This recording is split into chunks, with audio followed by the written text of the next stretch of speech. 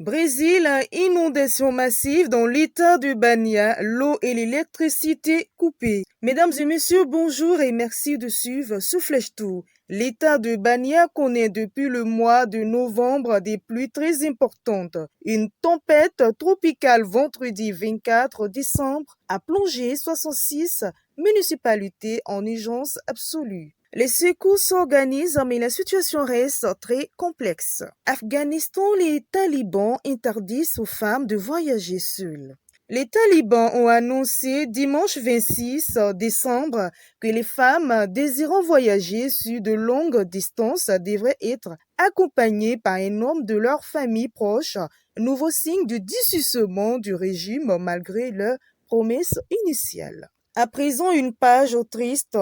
L'Afrique du Sud, mort de l'archevêque Desmond Tutu, figure de la lutte contre l'apartheid et du prix Nobel de la paix.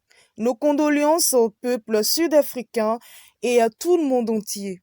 La Chine se prépare à mieux protéger les femmes alors que le pays cherche à encourager les couples à avoir plus d'enfants après 40 ans de politique de l'enfant unique. Mais les mesures d'encouragement se heurtent à une réalité difficile puisque les femmes subissent d'importantes discriminations au travail. Plus d'enfants signifie pour elles plus de risques de perdre son emploi.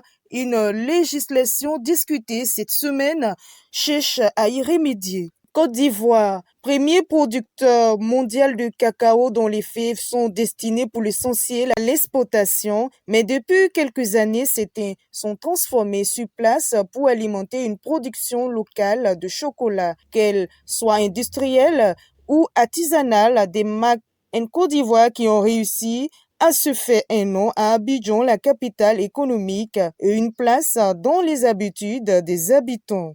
Libye, après le report de la présidentielle prévue le 24 décembre, les alliances se redessinent en Libye, notamment avec une rencontre historique avec Benghazi, mardi 21 décembre, entre le maréchal Khalifa Haftar et l'ancien ministre de l'Intérieur Fatih Bachagha.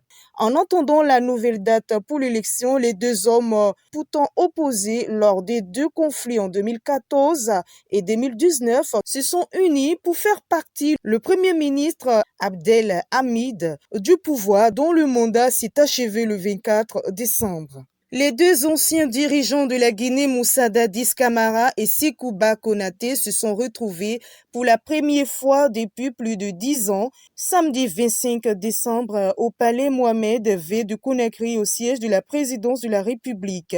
Tous les deux en exil, jusqu'ici, ils ont été invités par le colonel Mamadi, le nouvel homme fort de Conakry, à la surprise des Guinéens. La fête de Desmond Tutu ce dimanche 26 décembre a ému tout le monde entier. Les hommages à l'engagement humanitaire du lauréat du prix Nobel de la paix en 1984 se multiplient avec un concert international d'hommage à l'archevêque Desmond Tutu.